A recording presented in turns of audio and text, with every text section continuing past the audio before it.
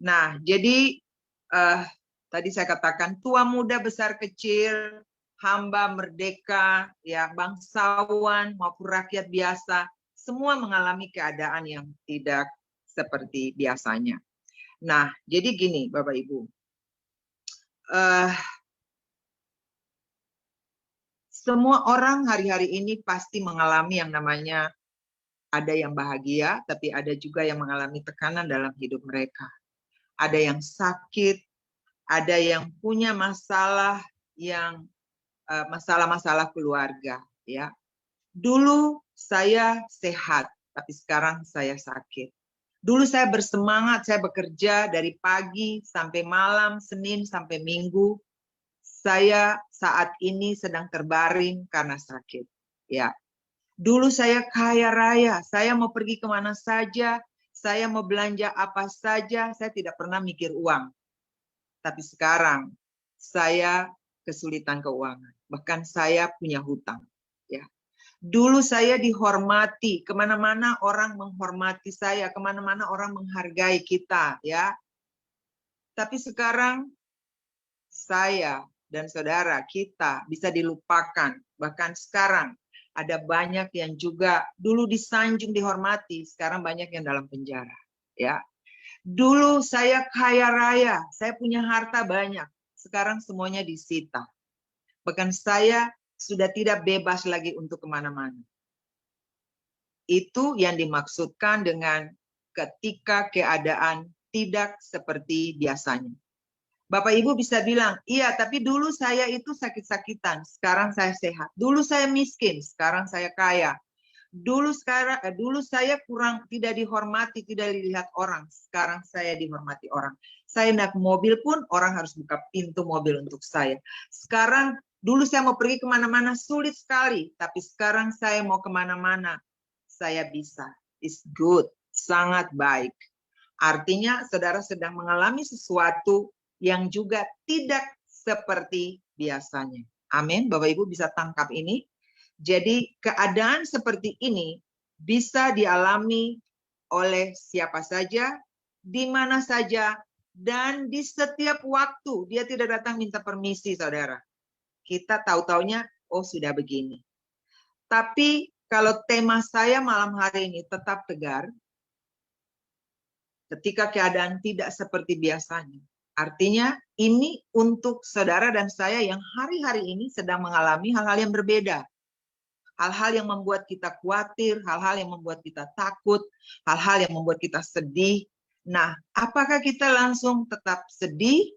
Apakah kita harus stres? Kita harus depresi? Apakah kita harus tidak suka lagi untuk berdoa? Atau apakah lalu kita tidak suka lagi datang kepada Tuhan? Atau kita sudah tidak lagi mau mempercayai bahkan meninggalkan Tuhan?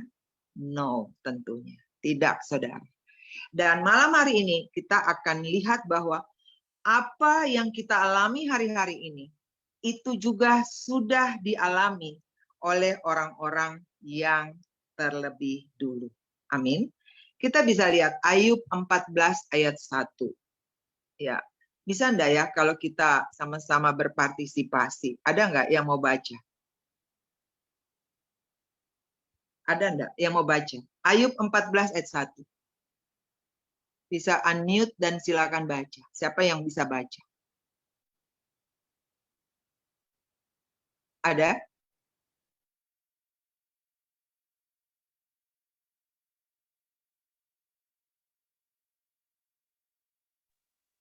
Ya, boleh Pastor Paula. Boleh. Oke, silakan. Ya. Ayub 14 ayat 1. Setelah mati tidak ada harapan lagi. Manusia yang lahir dari perempuan singkat umurnya dan penuh kegelisahan. Amin. Jadi semua sudah dialami, yang namanya kegelisahan ini sudah ada di zaman Ayub. Bahkan Ayub itu orang yang sangat amat kaya, tapi kita lihat semuanya juga habis. Itu yang dimaksud dengan ketika keadaan tidak seperti biasanya. Katakan amin. Amin ya Bapak Ibu. Nah, kita lihat lagi. Pengkhotbah 2 ayat 22 sampai 23. Coba ada yang mau baca. Pengkhotbah 2 ayat 22 dan 23. Mari kita lihat ini. Apa yang dikatakan oleh Raja Salomo yang terkenal ini. Pengkhotbah 2 ayat 22 dan 23. Ada yang mau baca silakan.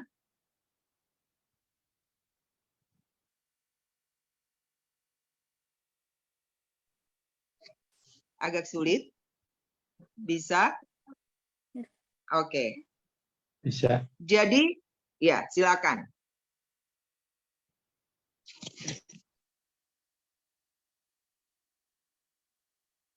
Pengkhotbah 2 ayat 22 dan 23. Nah, ini ditulis oleh Raja Salomo bicara gini. Apakah faedahnya yang diperoleh manusia? Dari segala usaha yang dilakukannya dengan jerih payah di bawah matahari. Dan dari keinginan hatinya, ayat berikut, seluruh hidupnya penuh kesedihan dan pekerjaannya penuh kesusahan hati. Bahkan pada malam hari hatinya tidak tentram. Ini pun sia-sia. Dua ayat ini, ada banyak ayat, tapi yang saya mau bilang bahwa dua ayat ini telah menunjukkan bahwa apa yang saudara dan saya alami hari-hari ini, dialami juga oleh orang lain di zaman mereka. Amin. Dan bukan saja dialami oleh saudara dan saya, semua orang mengalami ini. Mau gembala, mau rasul, mau nabi, mau pengajar, mau orang-orang biasa, orang-orang siapa saja bisa mengalaminya. Ketika seperti biasanya. Bapak Ibu, kita akan belajar, kita akan lihat dari Yosua ya. Yosua ini adalah seorang yang ditunjuk Tuhan untuk menuntun orang Israel menuju tanah perjanjian. Benar ya? Nanti kita siapkan Ayub pasal 1, Yosua 1 ayat 7 ya. Kita akan lihat bagaimana Yosua ditunjuk oleh Tuhan untuk memimpin bangsa Israel menuju tanah perjanjian setelah Musa. Dan saya percaya bahwa selama 40 tahun pasti Yosua belajar banyak. Ya. Dan kita semua tahu bahwa Yosua mengalami sebuah tanggung jawab yang sangat berat karena orang Israel itu bukan bangsa yang penurut. Mereka bukan bangsa yang dengar-dengaran. Firman Tuhan banyak berbicara bahwa bangsa ini adalah pembangkang, pemberontak, keras kepala, tegar tengkuk, suka bersungut-sungut. Itu mereka. Dan saya percaya hal itu juga terjadi pada saudara dan saya. Sebagai orang-orang yang percaya dan mengikut Tuhan. Itu orang Israel. Dan Yosua harus memimpin mereka menuju ke tanah perjanjian. Untuk masuk ke tanah yang baru, yang luas, yang penuh dengan susu dan madunya. Mereka tidak langsung datang dan duduki tanah yang penuh susu dan madu, Bapak Ibu. Mereka harus menghadapi Amori, Het, Yebus, dan seterusnya. Dan itu musuh-musuh, dan mereka harus berperang dalam setiap perjalanan mereka.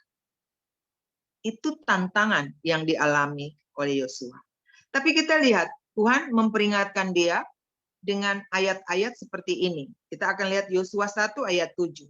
Di sini dikatakan, hanya kuatkan dan teguhkanlah hatimu dengan sungguh-sungguh. Bertindak hati-hati sesuai dengan seluruh hukum. Jangan menyimpang ke kanan atau ke kiri supaya kemanapun engkau pergi, engkau beruntung. Amin. Jadi Tuhan ingatkan dia bahwa kamu bisa bawa mereka, tapi ini ada aturannya. Hati-hati, hati-hati, jaga hati, kuatkan hati, teguhkan hatimu, supaya kemana saja engkau pergi, engkau beruntung. Ayat yang sama juga untuk saudara dan saya. Dan ayat ini diulangi 2 kali. Di dalam ayat 9 juga dikatakan, bukankah telah kuperintahkan kepadamu, kuatkan dan teguhkanlah hatimu, janganlah kecut dan tawar hati, sebab Tuhan Allahmu menyertai engkau kemanapun engkau pergi. Amin. Jadi anjuran untuk tetap kuat ini, Tuhan sudah beritahukan kepada Yosua. Bahkan di dalam Amsal 4 ayat 27, Amsal 4 ayat 23, Raja Salomo berbicara tentang jaga hati dengan segala kewaspadaan. Karena dari situ terpancar kehidupan. Jadi ketika kita merasa tidak berdaya, ketika kita berpikir bahwa kita lemah, aduh kayaknya kita akan tidak mampu, kayaknya ini berat sekali, maka hal-hal itu juga akan terjadi pada kita. Jadi kita harus menjaga hati supaya yang keluar di mulut kita adalah hal-hal yang menghidupkan kita. Hal-hal positif, dan semua yang positif akan terjadi untuk saudara dan saya. Benar ya? Jadi apa yang timbul dalam hati kita, dalam pikiran kita, itu kita harus waspada. Sehingga kemanapun kita pergi, apapun yang kita katakan, apapun yang kita lakukan, itu sesuai dengan apa yang Tuhan mau dari hidup saudara dan saya. Ada 4 hal yang ingin saya bagikan untuk Bapak Ibu malam hari ini, untuk menolong saudara dan saya untuk menghadapi tantangan ketika keadaan tidak seperti biasanya. Saya tidak tahu Bapak Ibu sedang mengalami apa hari ini. Mungkin Bapak Ibu kemarin sakit, hari ini sedang sehat. Puji Tuhan. Dulu Bapak Ibu bilang, mungkin saya dulu kaya raya, sekarang saya lagi susah. Tapi, sorry, hari ini saya lagi kaya raya, kemarin saya susah. Tidak apa-apa. Tapi yang pasti, keadaan-keadaan seperti itulah yang saudara dan saya alami. Hidup itu pasti bisa berubah, ya. Kapan saja kita bisa berubah. Tapi yang pasti Tuhan mau supaya kita berubah untuk hal-hal yang lebih baik. Yang pertama, bagaimana supaya kita bisa tetap tegar. Bagaimana supaya kita bisa tetap tegar? Bapak Ibu bisa catat ini supaya Bapak Ibu bisa berbagi juga kepada orang lain. Yang pertama, kita harus punya semangat yang tinggi. Tulis semangat yang tinggi, Bapak Ibu. Nah, kalau kita lihat orang-orang yang berhasil dalam hidup mereka, orang-orang yang sukses, orang-orang yang mencapai tujuan mereka, never give up, tidak mudah menyerah, maju terus, ada tantangan apapun maju. Sama dengan orang-orang yang mendirikan rumah di atas batu. Ada hujan, ada panas, ada angin, badai. Mereka tetap berdiri. Amin, Bapak Ibu. Semangat yang tinggi. Kalau dalam terjemahan yang lain, semangat tinggi itu sama dengan kalau di dalam Roma 12 ayat 11 itu dikatakan roh yang menyala-nyala. Roh yang menyala-nyala untuk apa? Untuk melayani Tuhan. Roma 12 ayat 11. Janganlah hendaknya kerajinanmu kendor, biarlah rohmu menyala-nyala dan layanilah Tuhan. Saya belum bicara tentang melayani pekerjaan Tuhan.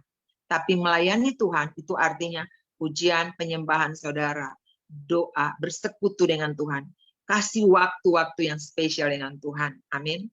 Itu yang dimaksud dengan semangat yang menyala-nyala, roh yang menyala-nyala untuk melayani Tuhan. Karena kita tidak akan bisa bersemangat yang tinggi. Kita akan tidak mudah untuk tetap bertahan kalau kita tidak melayani Tuhan. Kalau kita jauh dari Tuhan. Amin, ibu-ibu. Nah, tantangan bisa datang dari mana saja. Bisa dari sesama, bisa dari iblis, bisa dari dunia ini, tapi bisa juga dari diri kita sendiri. Benar ya? Jadi tantangan itu bisa datang dari diri kita juga. Saya mau kasih contoh hal yang real dulu. Hal yang real, hal yang nyata. Ya. Misalnya, dulu saya itu sehat loh pada waktu saya bekerja. Ini pribadi saya punya kesaksian. Dulu saya sehat. Tapi saya beberapa waktu lalu saya pernah sakit dan itu bermasalah dengan lambung saya. Saya enggak tahu Bapak Ibu di sini ada enggak yang mengalami sakit lambung. Ini hal yang real yang saya mau bilang. Ya. Nah, pada waktu saudara mengalami sakit, apalagi sakit lambung. Ada di sini yang sakit lambung? Ada yang punya masalah yang pencernaan? Itu saya dulu, Bapak Ibu. Dan saya pernah mengalami yang namanya gastrokopi. Gastrokopi itu kasih masuk alat yang cuma mungkin 20 menit selesai, tapi bayarannya kurang sedikit itu bisa 10 juta. Cepat sekali, tapi bayarannya mahal sekali. Dan pada waktu itu dokter menemukan bahwa saya itu punya radang. Ada radang di bagian usus bawah. Lalu dokter kasih saya obat, dia bilang ini hanya untuk 3 hari. Dan dia menyodorkan sebuah kertas, 1 lembar kertas, Dan dia bilang begini, kamu harus ikuti yang ada di kertas itu. Ternyata saudara, itu larangan setiap makanan, minuman yang tidak boleh saya makan. Waktu saya lihat itu, saya bilang, hah, dokter, semua ini adalah kesukaan saya. Dokter bilang, kalau kamu mau sembuh, ya dengar-dengaran. Lakukan. Oke, dok. Dan akhirnya Bapak Ibu, saya ikuti. Dan terakhir kali dia bilang begini, saya tidak akan kasih kamu obat. Hanya untuk 3 hari. Karena sebenarnya kamu tuh sehat, Paula. Tapi yang sedang terjadi dalam dirimu, ini juga bagi Bapak Ibu yang sedang bermasalah dengan kalau ada asam lambung. Ya. Yang bermasalah dengan kamu itu adalah kamu kurang rileks. Kurang rileks itu artinya banyak mikir. Betul? Kemudian kamu juga kurang olahraga. Kamu suka begadang, tidur selalu larut bahkan menjelang pagi. Oke? Kamu makan tidak teratur. Benar terjadi, Ibu, Bapak Ibu. Makan pagi bisa jam 10. Makan siang nanti bisa jam 3 sore. Makan malam misalnya jam 9 malam. Itu hancur berantakan. Itu hidup saya dulu, Bapak Ibu. Pada waktu saya sakit, saya mengalami itu. Baru saya tahu bahwa, oh sakit itu begini ya. Jadi ketika keadaan tidak seperti biasanya. Dulu jago minum kopi, Bapak Ibu. Sekarang tidak boleh. Bisa minum soda apa saja. Ketan-ketan, dilarang semuanya. Roti, semua dilarang. Nah ini hal-hal real yang kalau Bapak Ibu juga sedang sakit, saya mau bilang gini. Kita bisa berdoa bilang Yeremia 33 ayat 6, terjadi dalam nama Yesus. Tapi iman tanpa perbuatan itu nol. Jadi kita juga harus melakukan bagian kita. Amin Bapak Ibu. Jadi kalau mau sembuh, ya sudah lakukan bagian kita. Yang suka begadang sehingga membuat darah semakin tinggi, stop. Amin. Yang suka begini, ya sudah lakukan yang terbaik versi Tuhan. Oke. Sehingga pada waktu kita berdoa, iman dengan perbuatan itu bekerja sama, mujizat itu terjadi. Dan saya bersyukur bahwa saya disembuhkan dengan cara yang sangat luar biasa. Bapak Ibu tahu, teman saya seorang dokter, dia bilang begini, mereka pernah berbicara, berkumpul, dan mereka pernah membahas tentang sakit penyakit yang dialami oleh pasien-pasien mereka. Dan mereka bilang begini, 15% pasien yang sakit disembuhkan dengan obat-obatan. Tetapi 85% pasien yang sembuh karena mereka punya semangat, karena mereka bergairah, karena mereka punya energi yang positif bahwa saya harus bangkit, saya harus sehat, saya harus hidup, saya harus berhasil. Itu semangat 80% yang membuat mereka sehat dan hidup kembali. Jadi Bapak Ibu, kalau hari-hari ini Bapak Ibu sedang mengalami penurunan karena masalah kesehatan, tetap semangat. Amin. Tetap semangat. Tetap semangat. Amsal 17:23 bilang, hati yang gembira itu obat. Tapi semangat yang patah mengeringkan tulang. Dan ini juga yang keren Bapak Ibu, ada ayat ini. Amsal 18 ayat 14. Bapak Ibu catat ya ayat-ayat ini supaya Bapak Ibu nanti baca ulang. Amsal 18 ayat 14. Orang yang bersemangat dapat menanggung penderitaannya.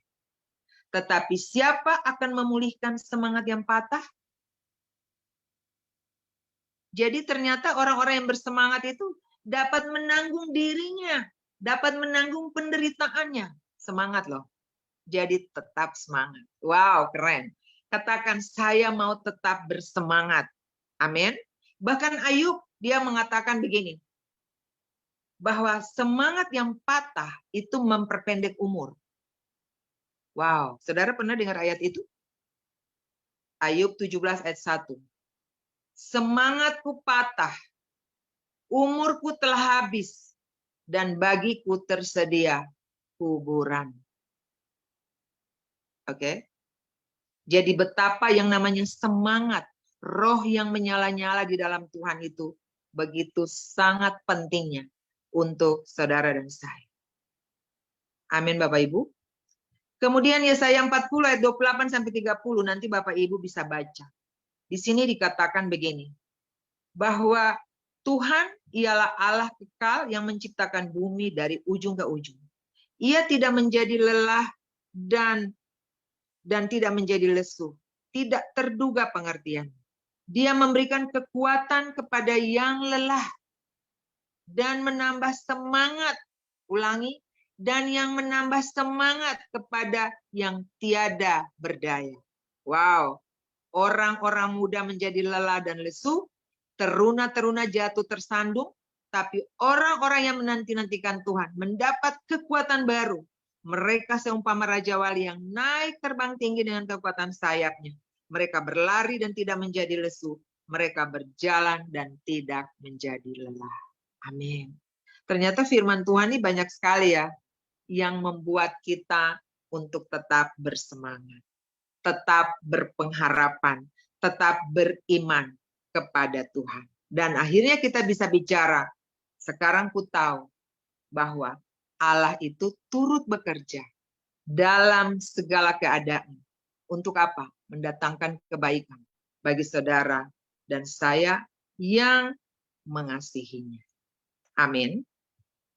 Bapak Ibu, yang kedua. Wow, ini sudah jam berapa nih? 20.50. Yang kedua, kita akan tetap tegar, ya. Kita akan tetap tegar.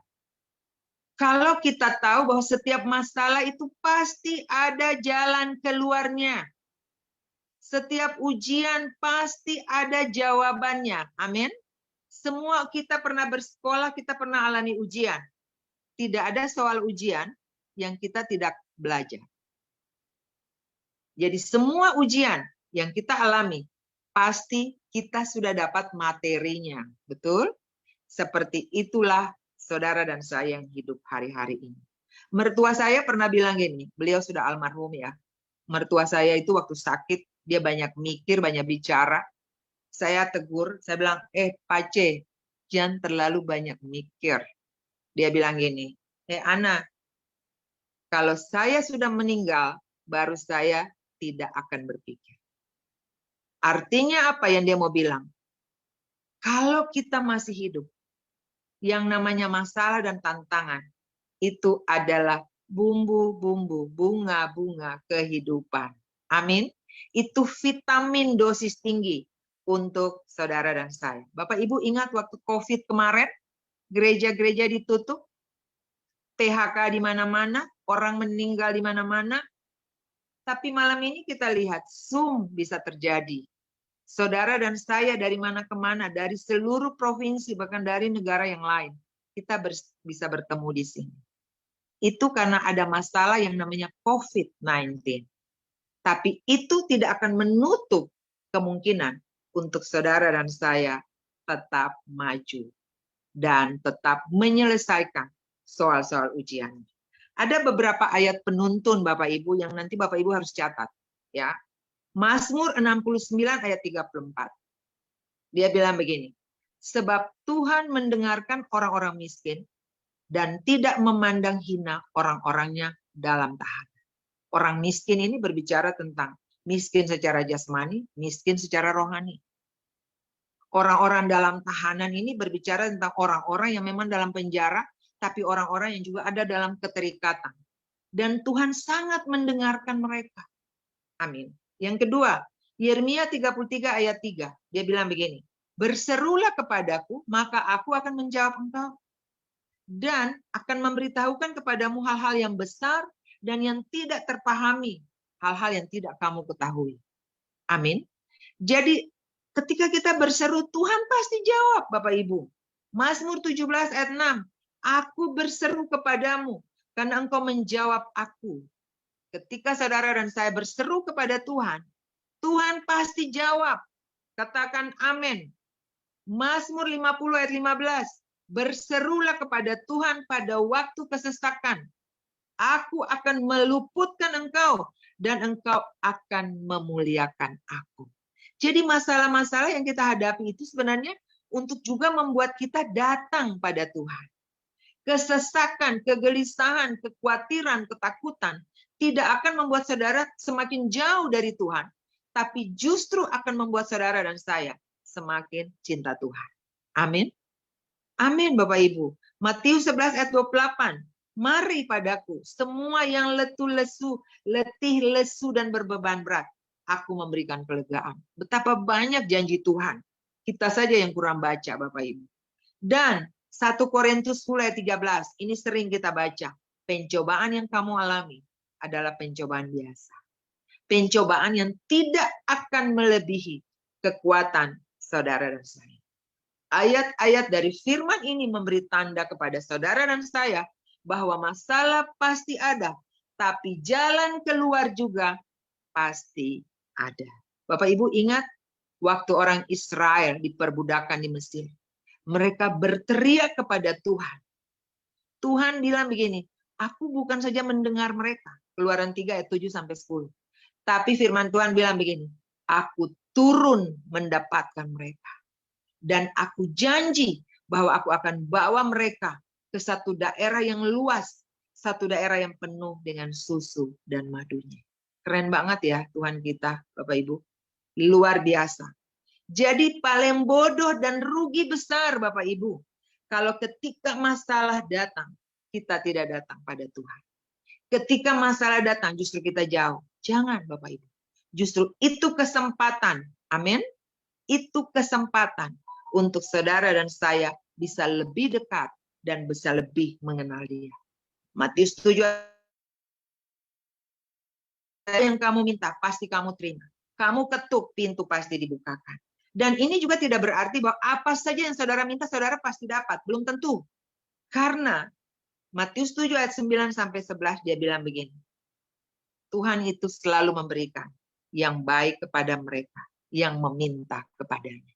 Jadi kalau dia tahu ini kurang baik, dia pasti tidak akan kasih untuk saudara dan saya. Kalau dia tahu, oh ini belum waktunya, ya anak 3 tahun dikasih handphone harga 5 juta, oh ini belum waktunya, saya tidak kasih. Betul ya? Jadi dia tahu yang baik untuk anak-anaknya. Seperti itu loh saudara, Tuhan mengasihi saudara dan saya. Yang ketiga, ini keren banget. Yang ketiga Bapak Ibu, ini Bapak Ibu harus catat. Yang ketiga adalah kita akan tetap tegar, ya, kita akan tetap tegar. Jika kita hidup di hari ini, kita hidup untuk hari ini, bukan hidup untuk hari kemarin atau hari esok. Nah, ini saya juga baru belajar, Bapak Ibu. Saya baru belajar ini dan saya juga terkagum-kagum dengan ini, ya, bahwa seringkali kita khawatir dengan hidup ini. Hari ini kita khawatir karena ada masalah-masalah yang dari hari kemarin datang ke hari ini. Betul nggak? Ya. Dan ada 2 hari di dalam hidup saudara dan saya dalam 1 minggu. Yang sebenarnya membuat kita khawatir berlebihan. Yaitu hari kemarin dan hari esok. Saudara, setiap hari ada namanya. Benar? Senin, Selasa, Rabu, Kamis, Jumat, Sabtu, Minggu. Ada namanya. Dan kita lihat, Tuhan tidak langsung kasih 1 minggu, 1 bulan, apalagi 1 tahun untuk saudara menjalaninya di hari yang sama. Tidak. Betul? Dan mari kita lihat beberapa hal. Ini beberapa kebenaran yang perlu saudara dan saya ketahui malam hari ini. Kenapa kita sempoyongan di hari ini?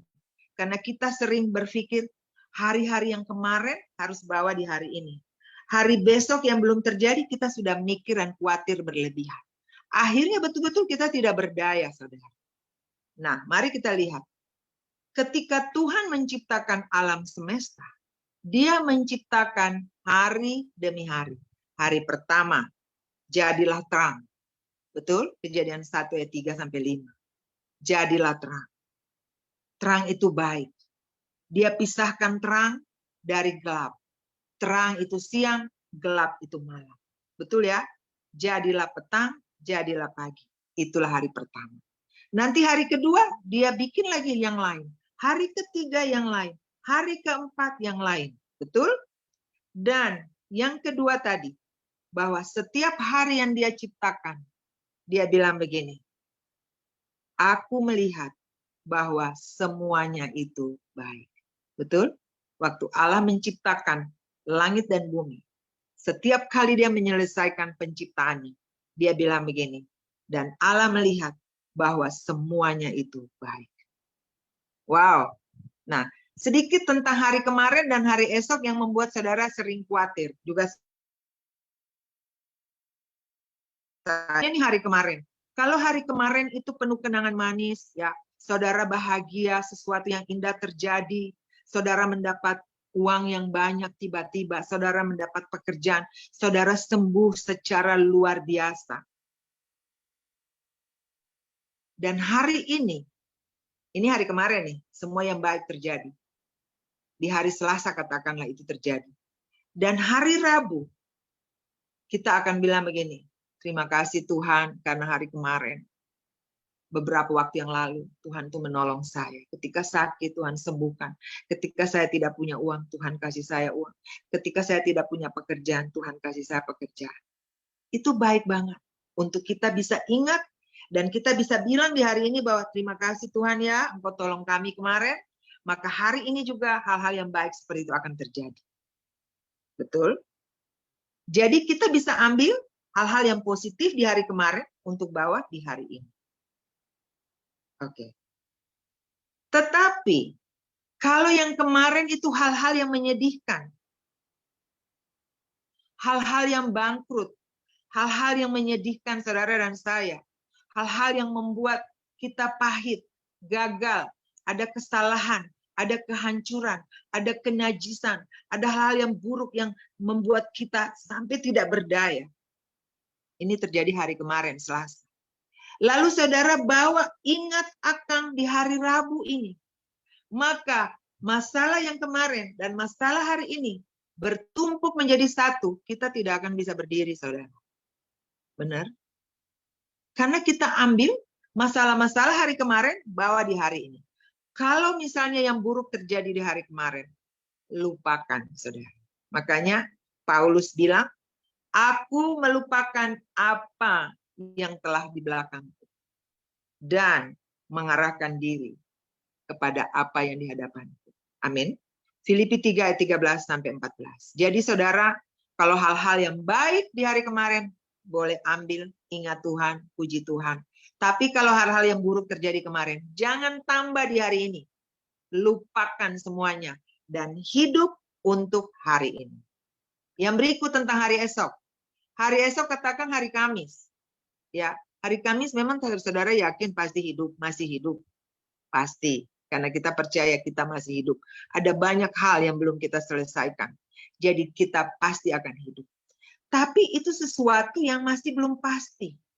Tapi kadang-kadang kita suka khawatir, ya ampun ini besok kalau nanti begini, kita suka khawatir di hari ini. Padahal besok belum tentu itu terjadi. Ada yang suka begitu Bapak Ibu? Ada yang belum mengalami hari besok, ketakutannya sudah datang hari ini? Saya percaya itu banyak. Dan itu juga sering terjadi dalam hidup saya. Tapi ketika saya belajar ini, saya tidak mau bodoh lagi Bapak Ibu. Saya mau bilang untuk diri saya, jadilah dewasa. Tetap bertumbuh. Amin, Bapak Ibu. Saya mau hidup hanya untuk hari ini.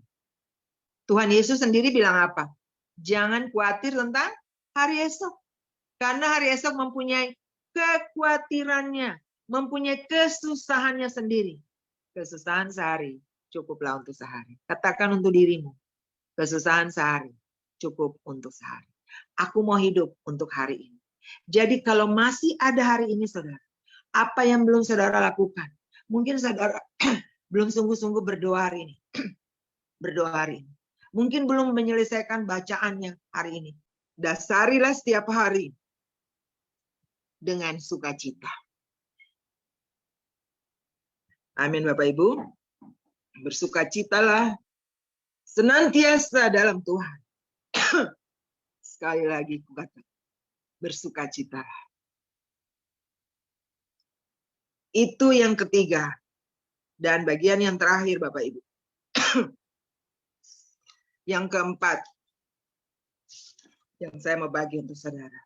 Kita akan tetap tegar. Kita akan tetap tegar. jika kita tidak memandang masalah lebih besar dari Tuhan kita. Katakan amin. Kita harus belajar untuk melihat Tuhan lebih besar daripada masalah, tantangan yang kita hadapi. Keluar dari ini. Keluar dari ini.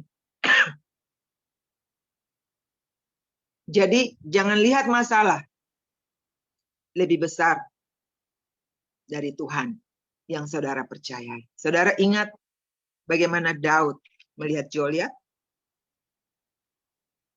Goliat itu tinggi besar, perkasa. Saul saja takut untuk dia.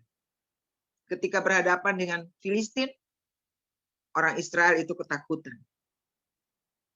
Tetapi Daud melihat Tuhan yang dia percayai lebih besar daripada Goliat yang dihadapi.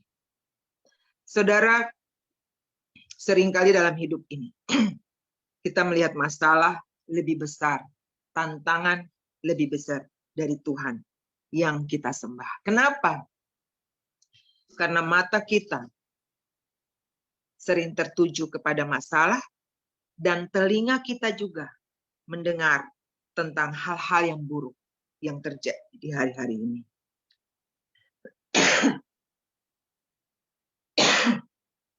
Wow.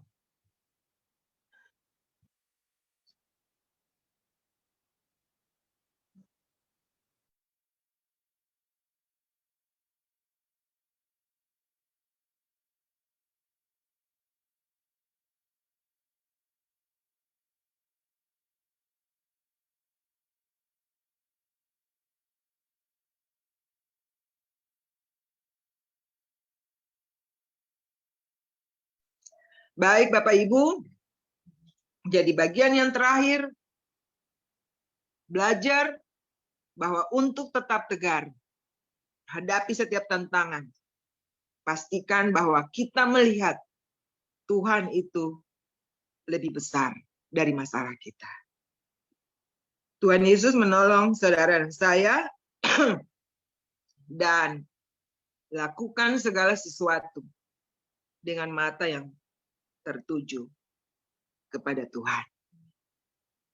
Iblis, dunia ingin dan senang agar pikiran dan hati kita terpusat kepadanya.